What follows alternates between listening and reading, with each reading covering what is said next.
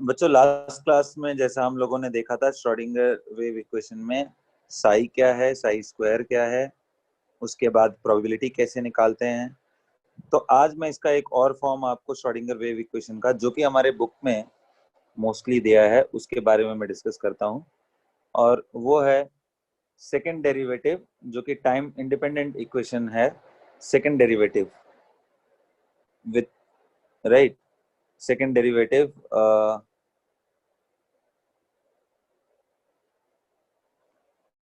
ये आपको देखने को मिलेगा।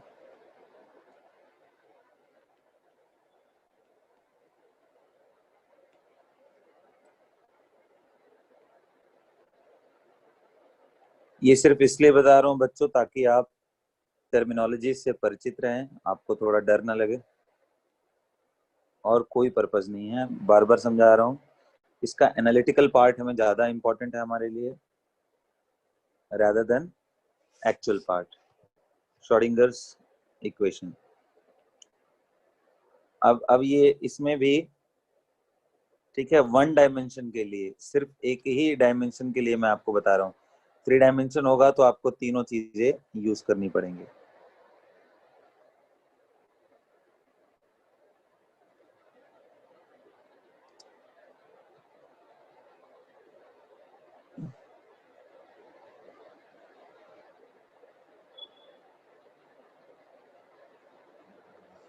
तो क्या है, अगर वन डायमेंशन हो तो कैसा, वन डायमेंशन का मतलब कि हम ऐसा मान ले रहे हैं कि जो पार्टिकल है वो एक ही डायमेंशन में चल रहा है, मतलब 3D का बात नहीं हो रहा है, ठीक है, फॉर वन डायमेंशन। तो क्या है बच्चों for one dimension?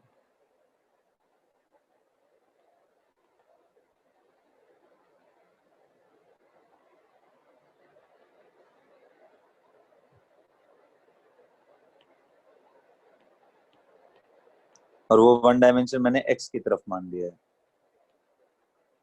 8 pi square into M divided by H square E minus B into psi is equal to 0। ठीक है, ये एक इक्वेशन है बच्चों, इसको ध्यान रखना है। सर यहाँ एक्स स्क्वायर नहीं आएगा सेकंड क्या डेरिवेटिव? सेकेंड नीचे डेरिवेटिव में क्या आया तो है ना, ये एच स्क्वायर यहाँ पे। नो सर, ये जहाँ पे डेरिवेटिव किया है वहाँ पे एक्स स्क्वायर नहीं आएगा? हाँ हाँ, अच्छा, डिफरेंशिएट करके डी एक्स टू है वो, हाँ बिल्कुल बिल्कुल, वो डेरिवेटिव में आएगा। इसके कुछ और फॉर्म्स मैं आपको अगले कुछ क्लासेस में और थोड़ा डिस्कस करूंगा, एक ही बार में सारा नहीं डिस्कस करना है। आज हम लोग थोड़ा एनालिटिकल पार्ट देखेंगे बच्चों इसका, ठीक है। इसका 3D फॉर्म आपको मैं बोलता हूँ, आप खुद से देखने की कोशिश करिएगा, फिर बताइएगा मुझे। और भी एक फॉर्म है जो कि सबसे पॉपुलर यूजेस इसका ये है, H cap psi is equal to E psi, जो हमारे एनसीईआरटी बुक में मिलता है। तो ये सब अलग अलग मैथमेटिकल रिप्रेजेंटेशन है बेटा, तो वो सब आप देखते रहना। फिलहाल मैं इसको यहीं पे रोक करके मैं आगे इसका एनालिटिकल एस्पेक्ट के बारे में बात करना चाहूंगा कि भाई आखिर इससे क्या निकल के आया बच्चों, ठीक है। तो बच्चों जब साई का सॉल्यूशन किया गया, जब उसको सॉल्व किया गया, तो ये पाया गया कि वो हर एक एनर्जी के वैल्यू के लिए उसका कोई क्लियर सॉल्यूशन नहीं आ रहा है, कुछ फिक्स वैल्यूज के लिए आ रहा है, कुछ फिक्स वैल्यूज। और वो एनर्जी का वैल्यू मैंने जैसा आपको हाइड्रोजन के लिए बताया था, याद है आपको कि energy of hydrogen, electrons energy in hydrogen atom या तो -13.6 हो सकता है, या तो -3.4 हो सकता है, या तो -1.51। याद आ रहा है बच्चों सब? Yes sir. तो उसी तरीके से जब एनर्जी का वैल्यू यहाँ पे ई का वैल्यू इतना रखा गया, तब जा करके ये सॉल्व हुआ और उससे हमें रिजल्ट आया। तो इसके बेटा दो पार्ट बनाए गए, जो साई एक्चुअल इक्वेशन था उसका दो पार्ट बनाया गया। एक था रेडियल, जिसको साई आर फंक्शन हम बोल रहे हैं, और एक था एंगुलर।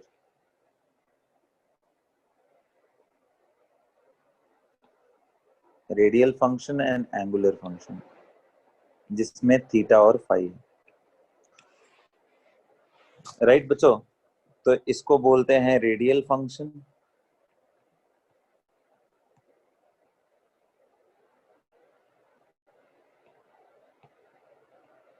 और इसको बोलते हैं एंगुलर।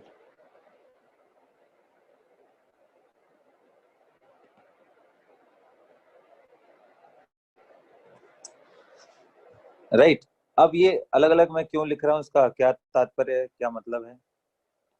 तो देखो बच्चों, जो हम एक्स वाई जेड के फॉर्म में कर रहे हैं, अगर हम चाहें तो उसको आर थीटा और फाई के फॉर्म में भी लिख सकते हैं।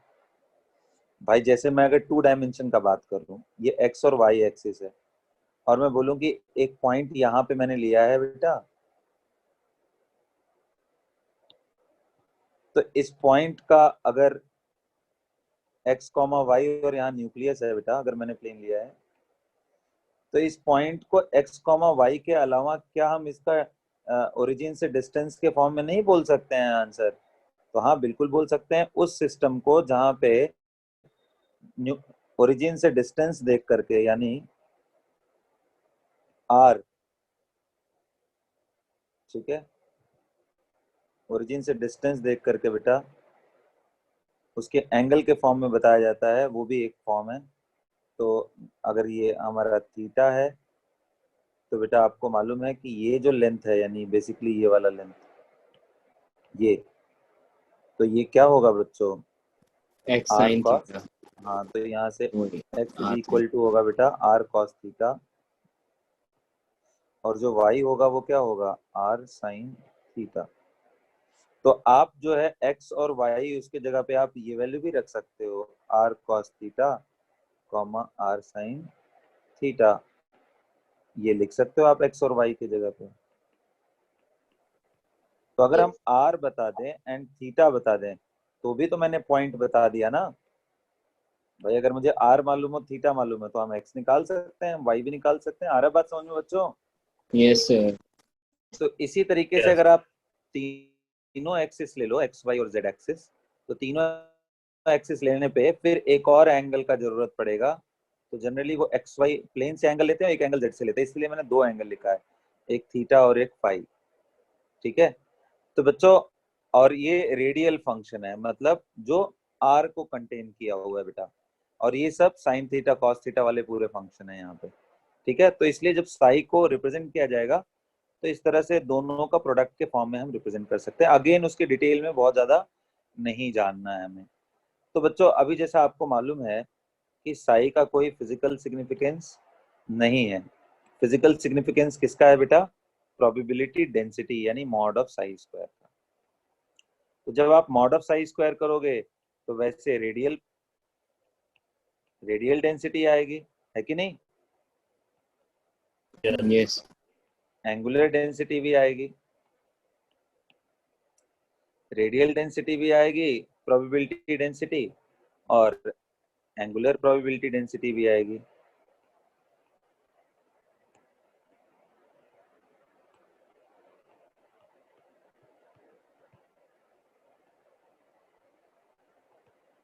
प्रोबेबिलिटी डेंसिटी और ये angular.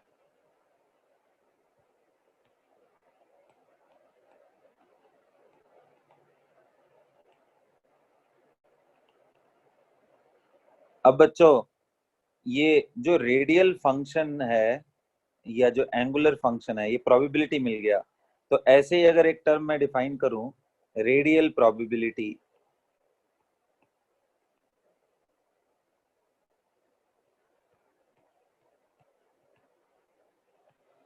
Of finding an electron,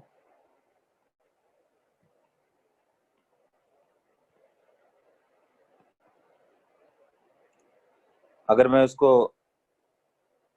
P R से बोलूं, मतलब रेडियल प्रोबेबिलिटी, तो वो क्या होगा बेटा? तो वो होगा आपका रेडियल फंक्शन का स्क्वायर, मॉडुलस का स्क्वायर, मल्टीप्लाई बाय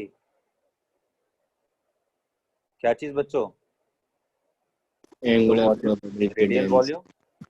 तो रेडियल वॉल्यूम अगर मैं बात करूं बेटा, ये न्यूक्लियस अगर है, तो अगर आर डिस्टेंस पे गए हम बेटा, तो एक सर्कल बना लूं मैं,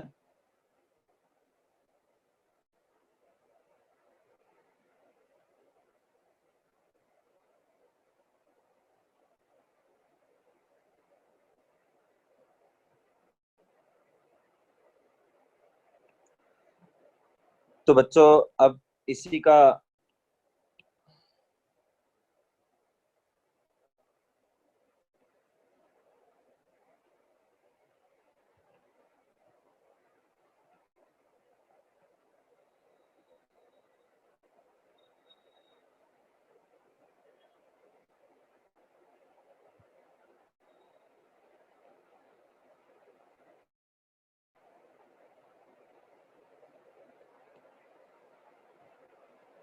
ये जो दूसरा मैं बनाने की कोशिश कर रहा हूँ बच्चों, ये है वो छोटा वॉल्यूम, रेडियल वॉल्यूम। समझ में आ रहा है बच्चों कि एक स्फीयर मैंने लिया और उससे dr विड्थ का थोड़ा दूरी ज्यादा जा करके मैंने कोशिश किया कि एक मैं रेडियल वॉल्यूम ले लूं जिसका विड्थ कितना है बच्चों, ये विड्थ है बेटा, जो विड्थ है ये dr विड्थ है। तो एक बात बताइए, ये जो वॉल्यूम आ रहा है यानी यहाँ वाला, तो ये वॉल्यूम कितना होगा बेटा, ये वॉल्यूम होगा सर 4/3 पाई r प्लस dr का होल क्यूब माइनस 4/3 पाई r का होल क्यूब। सही बोल रहे हैं क्या?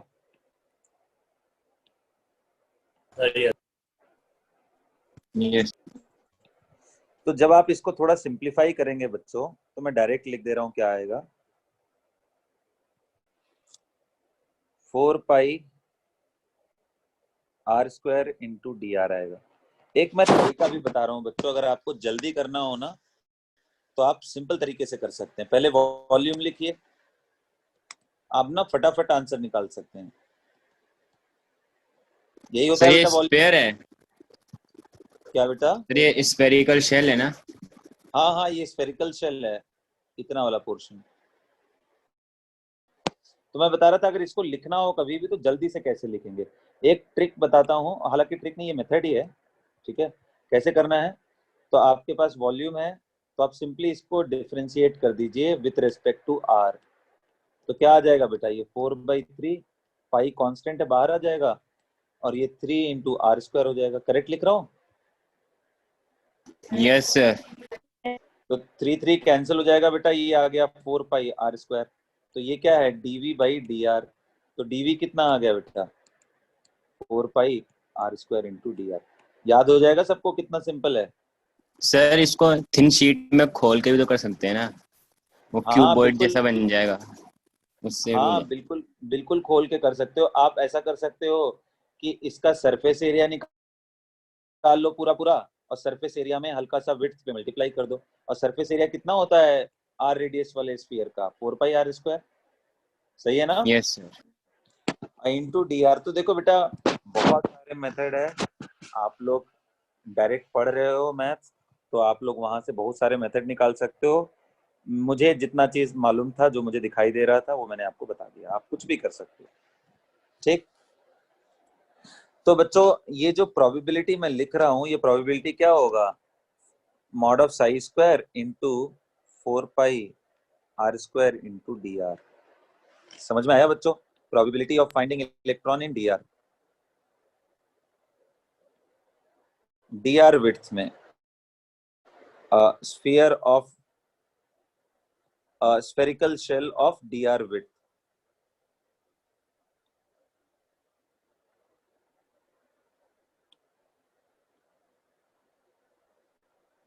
In a spherical shell, पूरा वर्ड तो ये होता कि in a spherical shell whose radius is r and the width is dr। इसमें प्रोबेबिलिटी की बात हो रही है,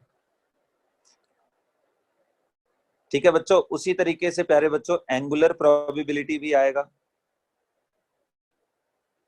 कि गिवन थीटा एंड फाई में D phi and D theta का अगर हम एलिमेंट लें तो उसमें क्या आएगा, लेकिन वो हमें डिस्कस नहीं करना है, ठीक है बच्चों। तो रेडियल प्रोबेबिलिटी आ गया सर, ये भी प्रोबेबिलिटी आ गया। समझ में आया बच्चों? यस तो अब क्वेश्चन ये उठता है कि क्या प्रोबेबिलिटी हमेशा नॉन जीरो आएगा क्या, क्या हर बार कोई ना कोई वैल्यू आएगा, भले ही वो बहुत कम आए, क्या वो हमेशा ऐसा आएगा तो आंसर है नहीं बच्चा। जब इनके फंक्शन को जब सॉल्व किया जाता है तो ऐसा देखा गया कि कई ऐसे जगह मिलते हैं डिपेंडिंग ऑन द सिचुएशन कि जहाँ पे mod of psi square, mod of Sai radial के स्क्वायर की वैल्यू 0 आ जाती है, और अगर वो 0 है तो प्रोबेबिलिटी ऑफ इलेक्ट्रॉन भी 0 हो जाएगा। तो बेटा अगर प्रोबेबिलिटी ऑफ इलेक्ट्रॉन भी 0 हो गया, ये भी 0 हो गया, तो ऐसे पोजीशन को, ऐसे जगह को, ऐसे 3 डायमेंशनल जगह को जहाँ इलेक्ट्रॉन मिलने की संभावना 0 है, उनको बोलते हैं बेटा नोड। क्या बोलते हैं बच्चों? नोड। हाँ, नोड बोलते हैं। और वेव की भाषा में बेटा नोड ऐसी जगह होती है जहाँ पे एम्पलीट्यूड 0 होता है, ये इनको बोलते हैं नोड, क्योंकि इसमें ना प्लस में गया ना माइनस में, एकदम 0 पे है वो। ये बोलते हैं, ये सबको नोड बोलते हैं वेव की भाषा में। ठीक है, ये वेव का टर्मिनोलॉजी है, नोड एंटी नोड। ठीक बेटा, तो नोड कौन सी जगह है ये भी आपको समझना है, ये भी बड़ा पूछता है एग्जाम में कि व्हाट इज नोड।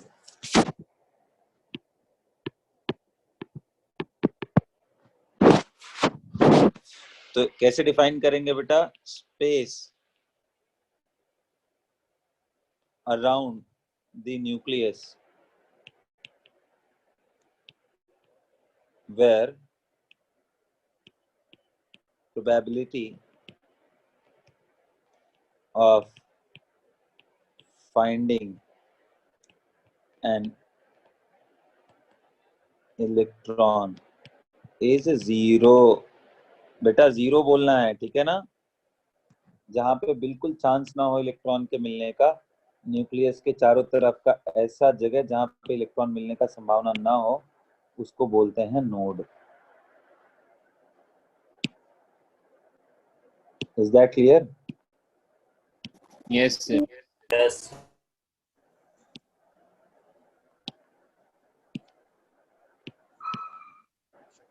ठीक है बच्चों, तो ये रहा आपके डिस्कशन जो मैंने नोड के बारे में बताया आपको। अब सर नोड क्या दोनों तरह का होगा? हाँ बिल्कुल दोनों तरह का होगा, बिल्कुल दोनों तरह का होगा बेटा।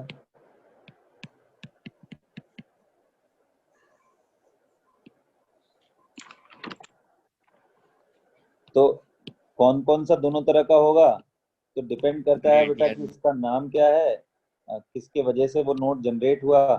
क्योंकि बेटा कोई भी पार्ट 0 हो गया, एंगुलर या ये, इनमें से कोई भी बेटा 0 हो गया तो ये तो 0 ही हो जाएगा ना, प्रोडक्ट ऑफ 2 नंबर। अगर कोई भी एक 0 हो गया तो 0 multiply by any number will be 0, है ना? तो बेटा नोड भी 2 टाइप के होते हैं। There are 2 type of node.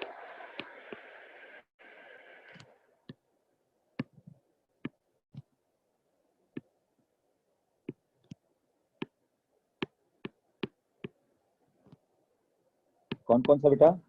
Number 1, जिसको पहले वाले को बोलते हैं रेडियल नोड। ये कब जनरेट होगा बेटा? रेडियल नोड कब आएगा? जब कौन सा वैल्यू 0 हो जाए?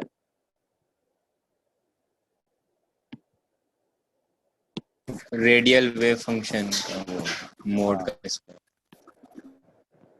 When mod of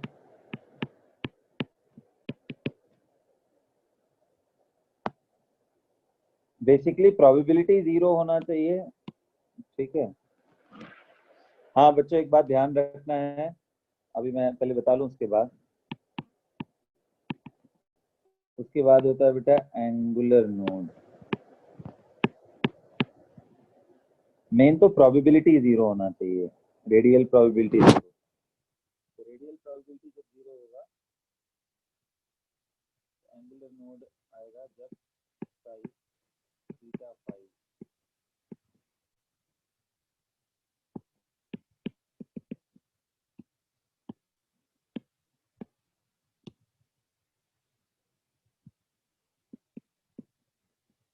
angular node कब आएगा?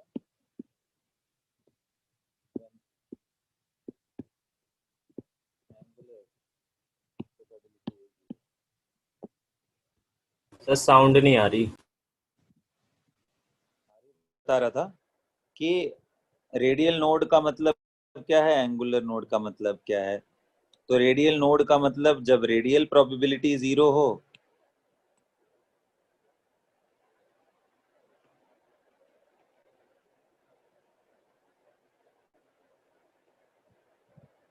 when radial probability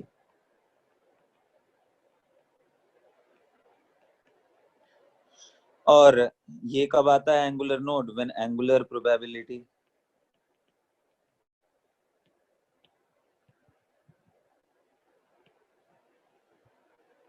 तो जब रेडियल प्रोबेबिलिटी 0 हो और जब एंगुलर प्रोबेबिलिटी 0 हो, तब ये एंगुलर प्रोबेबिलिटी 0 तब होगा बेटा जब ये वैल्यू 0। वैसे मैं बता दूं कि नोट पॉइंट क्या रखना है,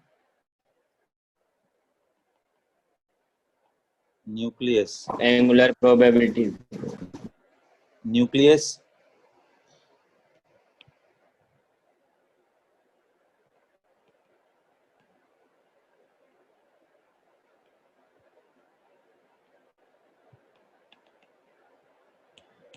एंगुलर प्रोबेबिलिटी 0 तभी होगा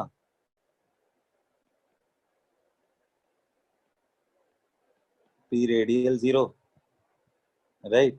तो रेडियल 0 तभी होगा जब ये 0 हो जाए, और ये 0 तब होगा जब साइज 0 हो जाए, है ना। उसी तरीके से यहाँ पे भी मैं बात कर रहा हूँ कि एंगुलर तब 0 होगा जब ये प्रोबेबिलिटी डेंसिटी 0 हो जाए। Note, nucleus and infinity are the two regions which are excluded, which are not taken into notes। ये बड़ा इंपॉर्टेंट लाइन है।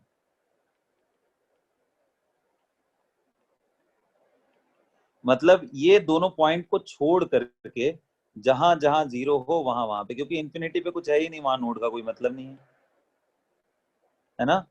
और न्यूक्लियस पे भी इलेक्ट्रॉन तो रहता नहीं है न्यूक्लियस के अंदर, तो वहां पे भी कोई मतलब नहीं है इस बात को करने का। इसलिए नोड कभी भी बात करते हैं तो हम न्यूक्लियस यानी r is equal to 0 and r is equal to infinite को छोड़ देते हैं।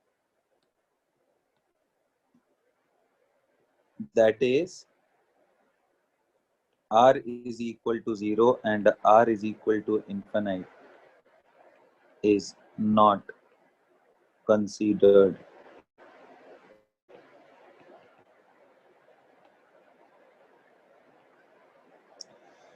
राइट बच्चों।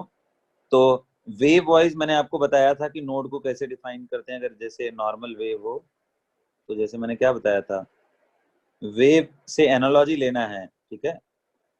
अगर अगर ये एम्पलीट्यूड हो और इस साइड में मान लीजिए मैं टाइम को डिनोट करूं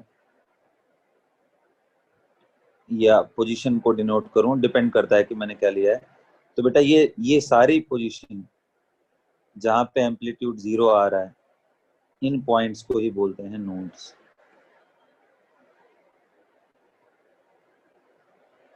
सब के सब नोड्स हैं।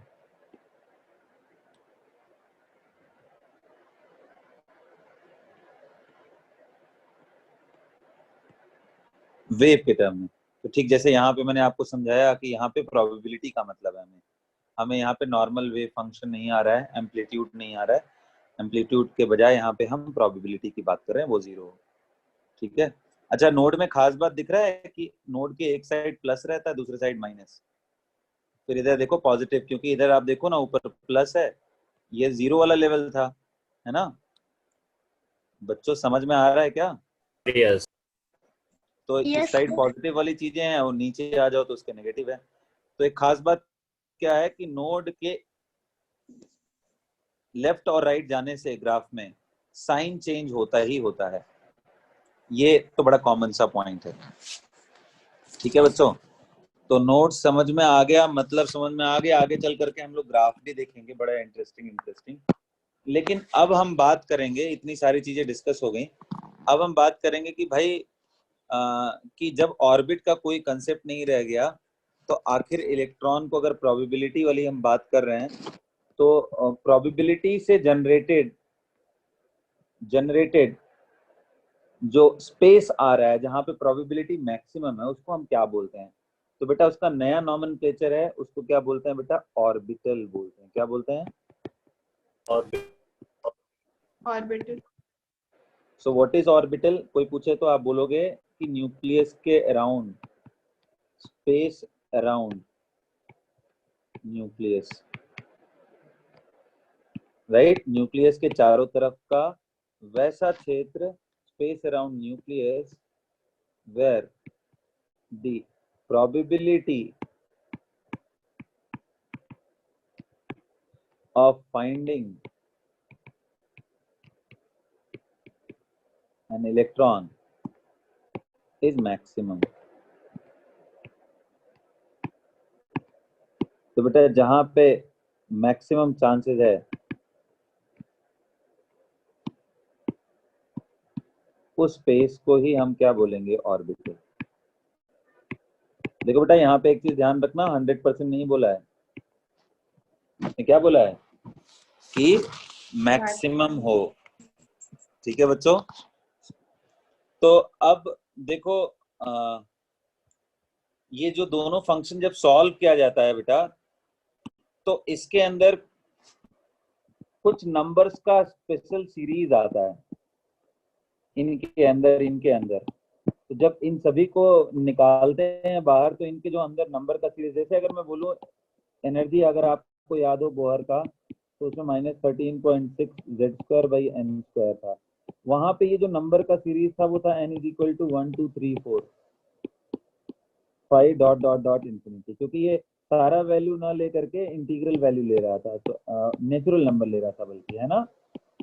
ठीक उसी तरीके से बच्चों जब इनको सॉल्व किया जाता है तो इनके अंदर जो एक्सप्रेशंस आते हैं उनमें इस तरह के नंबर्स मिलते हैं जिनके सेट को, क्योंकि वो नंबर फिक्स्ड हैं और वो नंबर डिस्क्रीट हैं, तो इसलिए वो नंबर क्वांटाइज्ड हैं, इसलिए उनको हम क्वांटम नंबर बोलते हैं। क्या बोलते हैं बच्चों?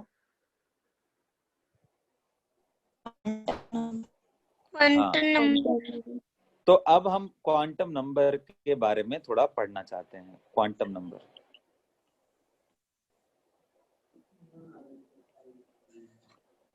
राइट?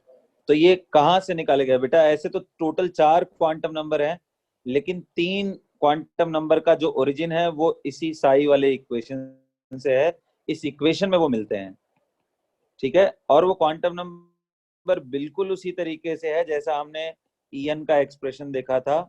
तो आप यूं कह सकते हो कि सर ये जो n² में नीचे लिखा हुआ है, जो n है, ये भी एक क्वांटम नंबर ही है, बिल्कुल, उसको भी आप बोल सकते हो, ठीक है? तो लेकिन हम जो पढ़ने जा रहे हैं अब, मॉडर्न सेट के बारे में हम डिस्कस करने जा रहे हैं, तो क्वांटम नंबर के बारे में मैं बात करूंगा, ठीक है? तो पहली बात तो ये सेट ऑफ नंबर्स हैं बच्चों, कहाँ से डिराइव्ड हैं? तो इनमें से 3 क्वांटम नंबर डिराइव्ड कहाँ से हैं? वेव फंक्शन वाले इक्वेशन से, श्रोडिंगर वेव इक्वेशन से, और एक चौथा है जो स्पेक्ट्रल लाइन का डबलेट्स आ रहा था, वहां से डिराइव्ड है, ठीक है? तो अच्छा, ऑर्बिटल के बारे में मैं कुछ और इन्फॉर्मेशन आपको आगे भी दूंगा, लेकिन अभी बस आप अभी के लिए इतना ही। So quantum number, it is a set of number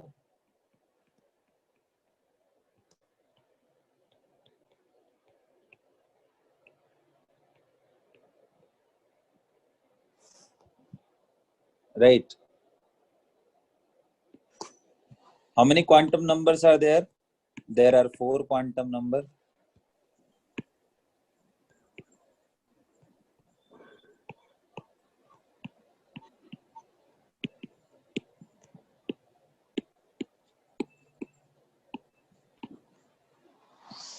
उन चारों में से 3 out of 4 quantum numbers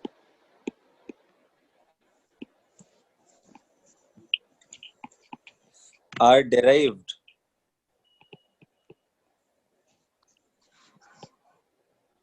from psi equation, okay, wave function equation. और वो तीनों के तीनों कौन कौन से हैं? N L M।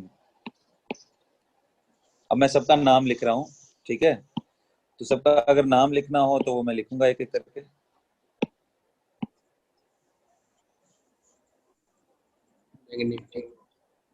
बोलते हैं बेटा प्रिंसिपल क्वांटम नंबर।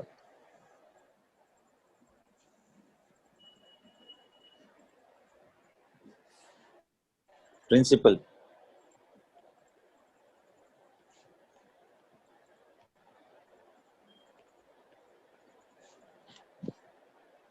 जिसको बेटा नंबर n से डिनोट करते हैं।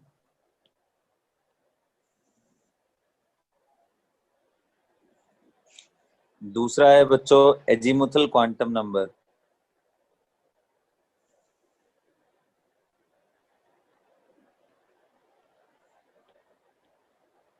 जिसको L से डिनोट करते हैं। Principal quantum number, azimuthal quantum number.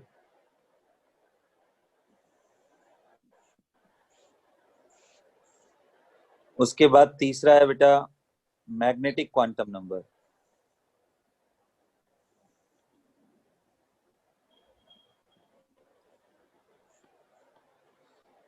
जिसको M L से डिनोट करते हैं या सिंपली M से डिनोट करते हैं।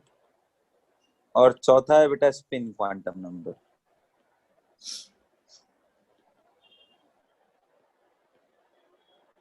जिसको MS या फिर S से डिनोट करते हैं,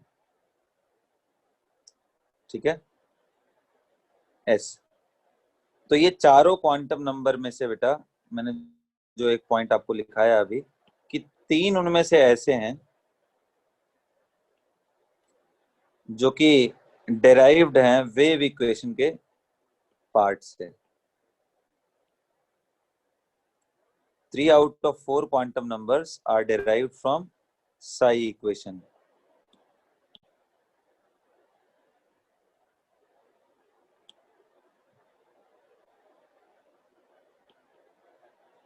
Right? और कौन है वो सब? They are N, L and M. यही रीजन है psi is represented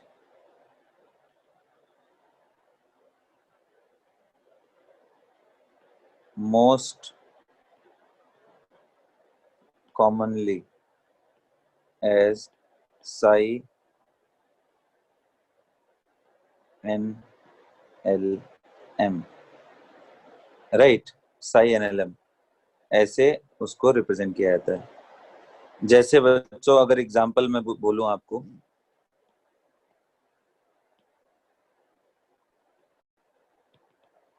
तो अगर मैंने बोला साई 321, इसका मतलब क्या हुआ?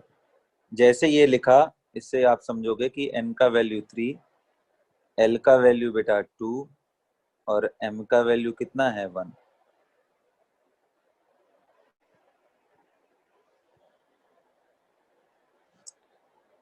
तो ये नोट था बच्चों। आवाज आ रही है सबको? Yes sir. सर तो ये दूसरा, फोर्थ वाला कहाँ से ड्राइव हुआ हाँ है? वही स्पिन बता रहा हूँ। वो जो फोर्थ डिराइव्ड हुआ है बेटा, वो एक्चुअल में उसका इंडिपेंडेंट एग्जिस्टेंस है। याद है आपको हाइड्रोजन में डबलेट्स मिलता था?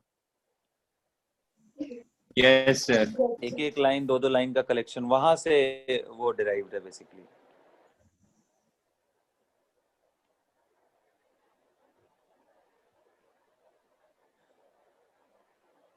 सो spin quantum number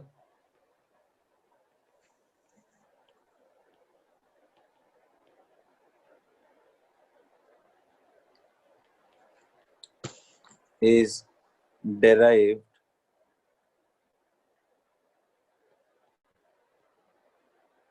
from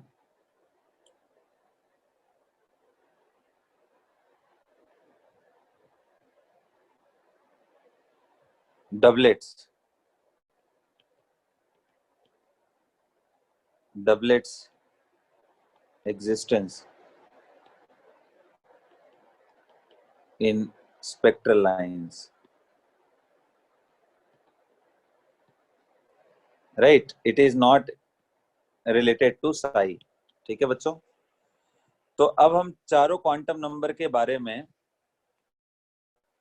पूरा डिटेल में डिस्कशन करेंगे और जानेंगे कि क्या क्या हैं ये नंबर, फिर इनसे हम क्या कर सकते हैं, कैसे इनका यूज करके हम ऑर्बिटल्स और डिफरेंट शेल सबसेल ये सब जानेंगे। ठीक है, तो पहला लिखते हैं, आइए बच्चों, first discuss about principal quantum number. Sir ये प्रोटॉन्स के लिए, मतलब जैसे इलेक्ट्रॉन का पढ़ते हैं, प्रोटॉन के लिए नहीं है ऐसा कुछ, मतलब उसकी पोजीशन बताने के लिए ये सब? बेटा प्रोटॉन के लिए पूरी जो चीजें हैं ना, प्रोटॉन के लिए जो पूरी चीजें हैं वो न्यूक्लियस के नीचे में आते हैं, बिल्कुल वहां पे भी क्वांटाइजेशन आता है, बिल्कुल वहां पे आता है, लेकिन वो अभी तो बहुत दूर है आप लोगों से, वो तो हमें पढ़ना भी नहीं है उनके बारे में। ठीक है, 11th क्या 12th में भी नहीं पढ़ना है।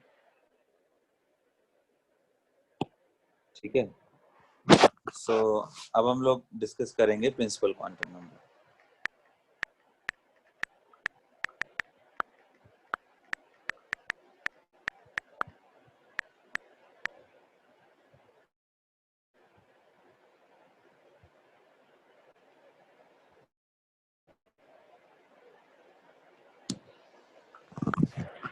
सो क्या है बच्चों प्रिंसिपल क्वांटम नंबर, जिसको डिनोट किससे किया था हम लोगों ने? एन से डिनोट किया था।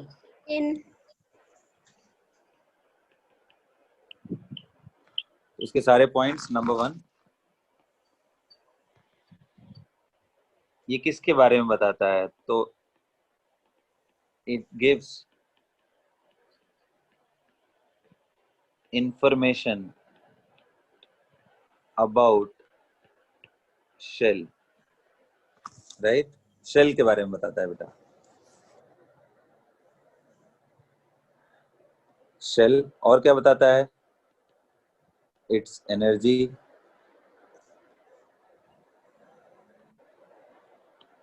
And it's average radius,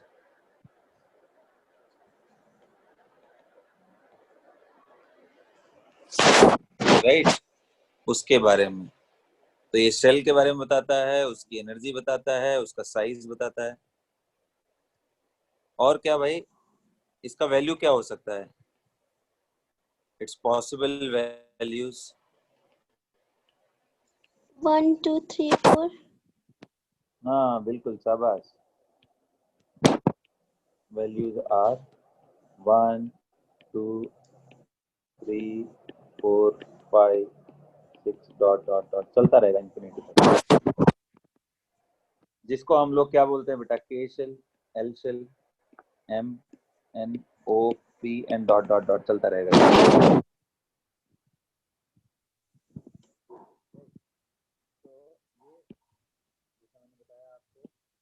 sir आपकी आवाज फिर से वो कम हो गई है। हाँ सॉरी, जैसे मैंने आपको बताया कि ये आपको इंफॉर्मेशन किसके बारे में देता है? शेल के बारे में, उसकी एनर्जी, एवरेज रेडियस के बारे में, और इसके पॉसिबल वैल्यूज मैंने आपको बताए हैं। ये सारा सर हाँ बेटा जेड के बोलिए। बाद किससे डिनोट? सर जेड के बाद किससे डिनोट करेंगे?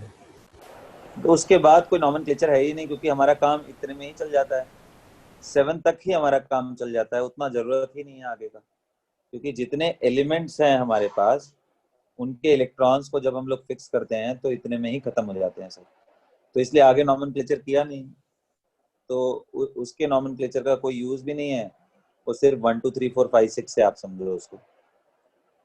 दूसरा बेटा, दूसरा क्वांटम नंबर की मैं बात करूं तो वो है एजीमुथल क्वांटम नंबर।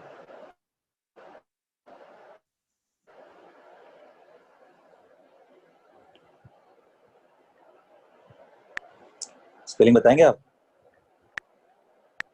MUTHAL।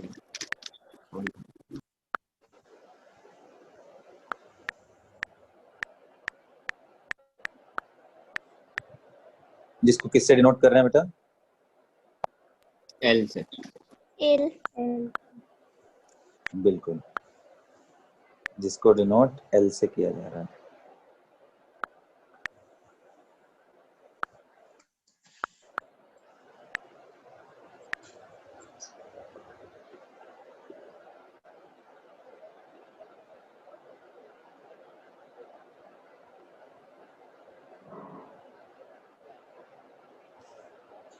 तो भाई इसके और भी नाम हैं।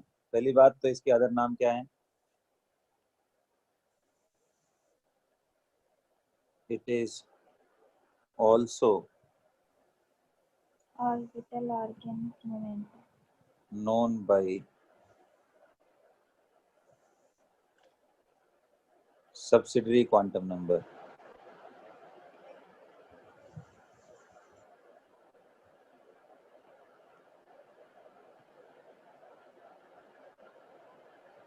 और क्या नाम है भाई? Angular momentum quantum number.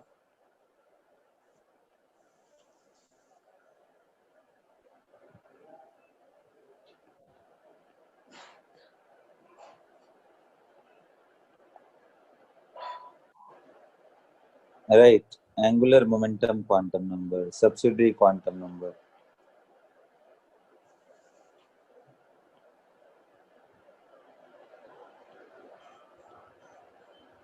Right, तो इतने सारे इसके नाम हैं।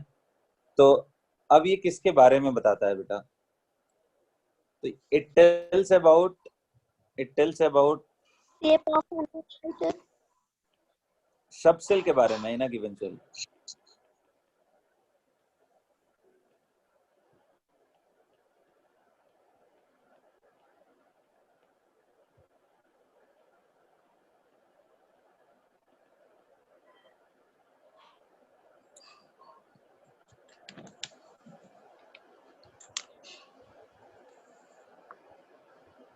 सब सेल के बारे में बताता है, उसकी एनर्जी के बारे में। सब cell, it's energy,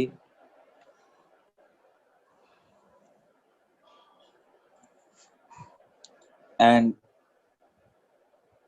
angular momentum.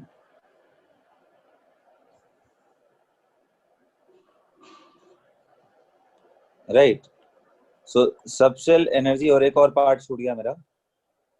सब cell, about sub cell, it's energy, it's shape, किस आकार का है बेटा, एंड एंगुलर मोमेंटम। कौन सा एंगुलर मोमेंटम? जिसको बोलते हैं, पूरा नाम अगर मैं लिखूं तो ऑर्बिटल एंगुलर मोमेंटम।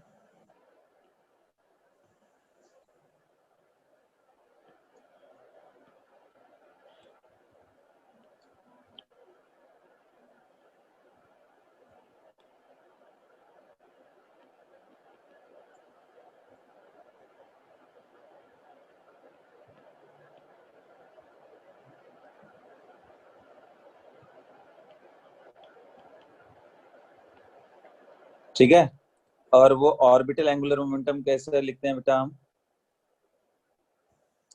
उसका एक्सप्रेशन मैं बता दे रहा हूं।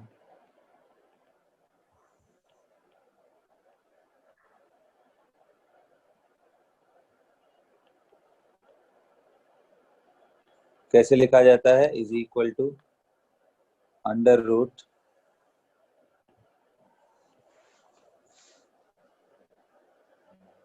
L,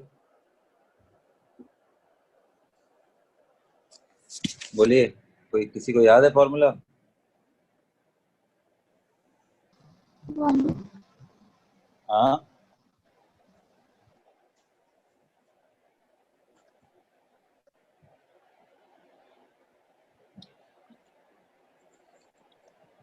h/2π। याद है, मैंने और भी आपको बताया था कि h/2π को हम h बार भी बोल सकते हैं, ऐसे। याद है ना? Yes, sir. यस। ठीक है, नोट करिए सब लोग। सर जो बोर ने बताया था वो क्वांटाइजेशन, जो उसमें n था वो उसकी वैल्यू यही होती है रूट हाँ L। बिल्कुल एग्जैक्टली दोनों मैच कर रहा है। जो नहीं नहीं नहीं वो ये नहीं होती, ये बिल्कुल अलग है। आप मोमेंटम अगर कंपेयर कर रहे हो तो ये सेम नहीं है, ठीक है। सो उन्होंने सिंपली ऑर्बिट में घूमने वाले इलेक्ट्रॉन का एंगुलर मोमेंटम बताया था, जबकि इन्होंने ऑर्बिटल में रहने वाले इलेक्ट्रॉन का एंगुलर मोमेंटम कितना होगा वो। तो जहां पे मैंने बताया अभी अभी, आगे और आपको क्लियर होगा कि उनके हिसाब से n इज इक्वल टू 1 2 3 बस इतना ही होता है, जबकि क्वांटम नंबर के हिसाब से एल की सेल के अंदर सब सेल है। अब एक एक सेल के अंदर हो सकता है दो दो सब सेल हो जाए, तीन तीन सब सेल हो जाए बेटा, तो उसके हिसाब से हर एक सब सेल का अलग अलग एंगुलर मोमेंटम का वैल्यू आएगा। तो ये इंपॉर्टेंट है ना। एच बार इसको बोलते हैं, मैं बार बार बोल रहा हूँ, जहां पे एच बार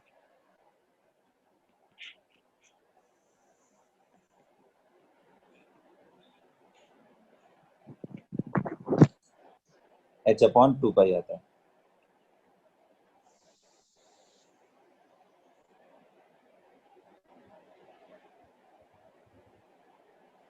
√L+1। अब क्वेश्चन ये आता है कि सर L का वैल्यू क्या क्या होता है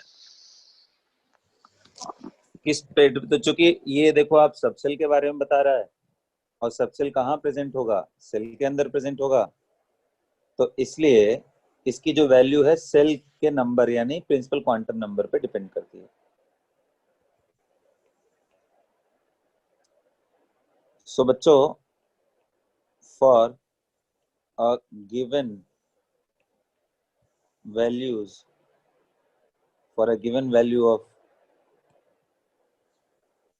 n यानी shell L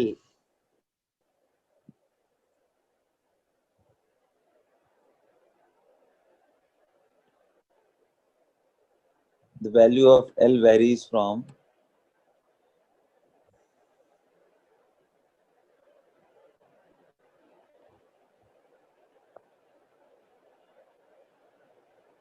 zero to n-1। अब दैट इज, कुछ एग्जाम्पल मैं दिखाता हूं कि for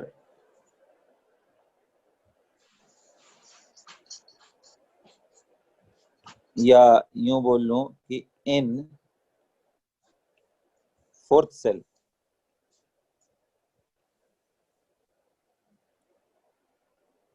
that is in n is equal to 4,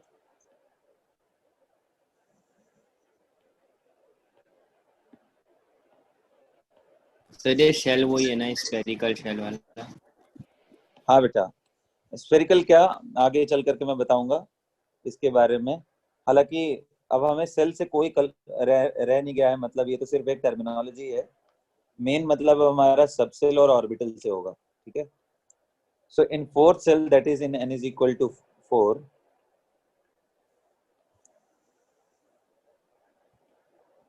four subcells are present,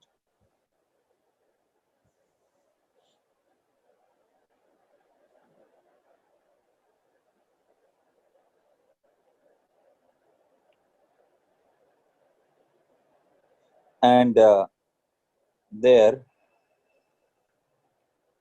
azimuthal quantum number are क्या चीज बेटा, 0 1 2 and 3। क्यों? क्योंकि 0 से लेकर के कहां तक जाना है, n-1 तक। तो 0 हुआ, n का वैल्यू कितना था बेटा, 4 - 1, तो कितना आ गया, 3।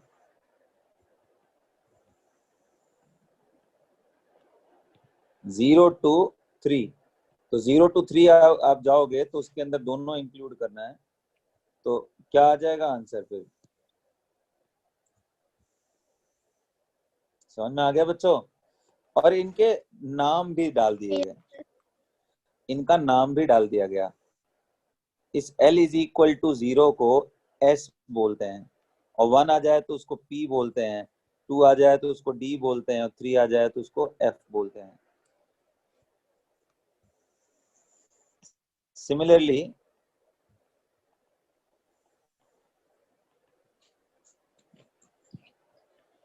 n is equal to 5.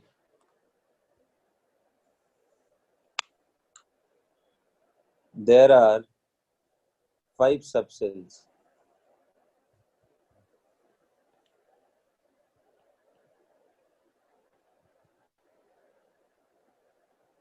In 5th cell. कौन कौन से बेटा? तो n is equal to 5 के लिए L की वैल्यू 0, 1, 2, 3 कहाँ पे रुकेगा? 4 पे, क्योंकि 5 है तो n-1 कितना होगा बेटा? 4 होगा। तो वहाँ इनका नाम क्या है बेटा? S, P, D, F, G। उसी तरीके से बच्चों for n is equal to 6 L का वैल्यूज क्या क्या आएगा? 0, 1, 2, 3, 0, 3, 4, 5. 1, 2. दैट्स इट, 5 तक। Yes, और yes, नाम sir. उनका S, P, D, F, G, H। उसी तरीके से बच्चों 7 L की value 0, 1, 2, 3, 4, 5, 6।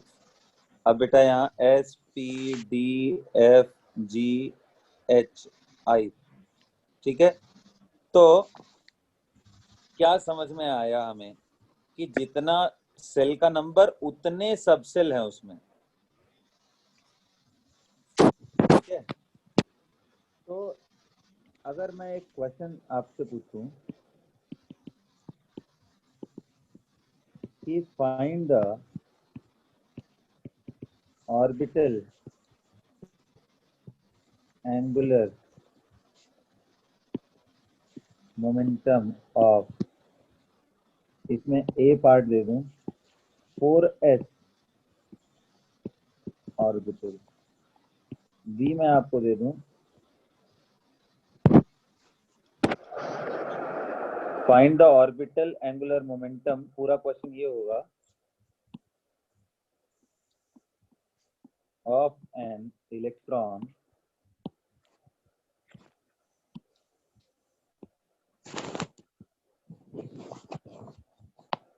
Electron in 4s orbital. मैं अभी आपको ऑर्बिटल ना लिख करके सिंपली 4s सबसेल बोल देता हूं। Be 3D subcell. तो बच्चों ये जो 4s 3D है ये सब क्या है? तो 4s का मतलब अगर मैं इसको सॉल्व करूं तो इसमें जो पहला नंबर है 4s जो लिखा हुआ है ये प्रिंसिपल क्वांटम नंबर है और ये एजिमुथल, और s के लिए कितना होता है? 0। आप देखो s के लिए कितनी है वैल्यू? 0।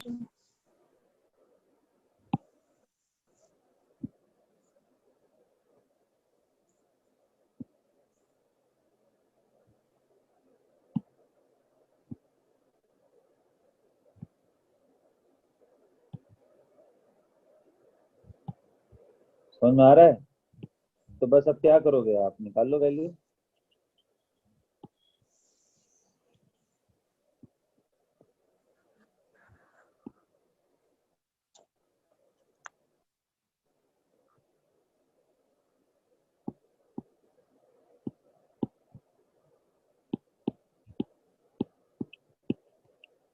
तो एक साइड आपको वैल्यूज मिल रहे हैं और दूसरे साइड आपको सिंबल्स मिल रहे हैं।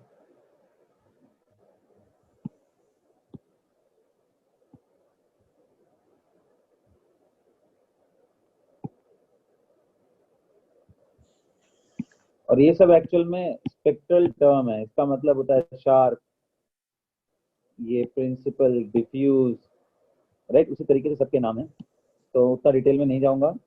4s तो ये, तो अगर s का l का वैल्यू 0 है तो ऑर्बिटल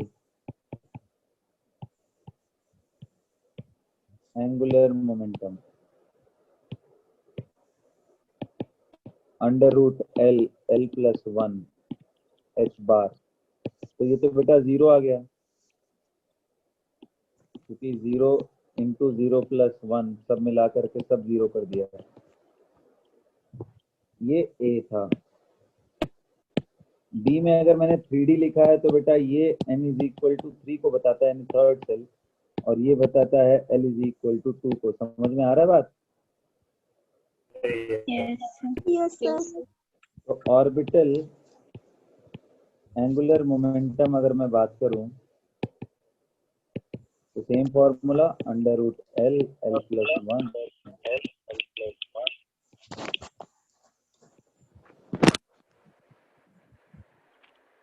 आ रहा है बात समझ में? तो एल का वैल्यू कितना है बेटा? 2 into 2 plus 1 H upon H bar आ गया। तो कितना आ गया बेटा?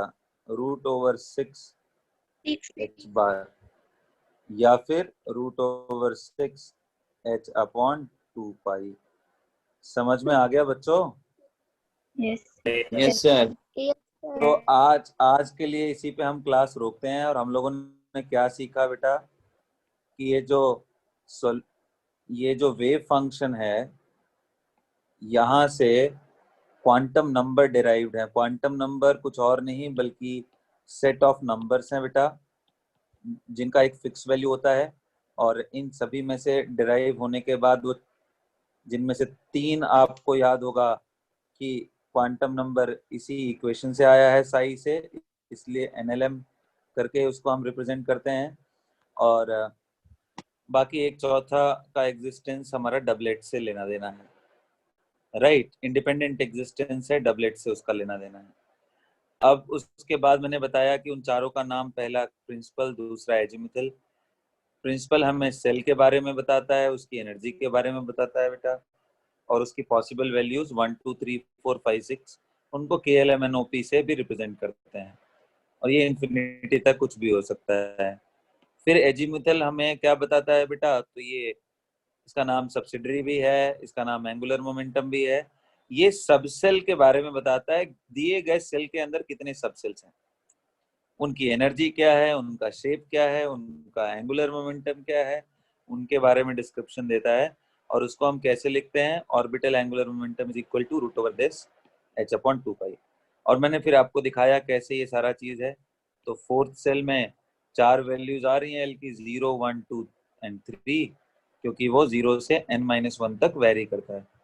और उन चारों में अगर आप नाम पूछो तो सर ये 4s है, 4p है, 4d है, 4f है, ऐसे करके ये सारा नॉमेनक्लेचर है। और हमने आपको सारा चीज दिखाया, और ये आपको एक टेबल बना करके सिखाया, और एंगुलर मोमेंटम कैसे निकालते हैं। तो बच्चों आज का क्लास यहीं खत्म होता है। कल हम लोग बाकी दोनों क्वांटम नंबर के बारे में जानेंगे। Is that clear everyone? So that's it. Yes sir. See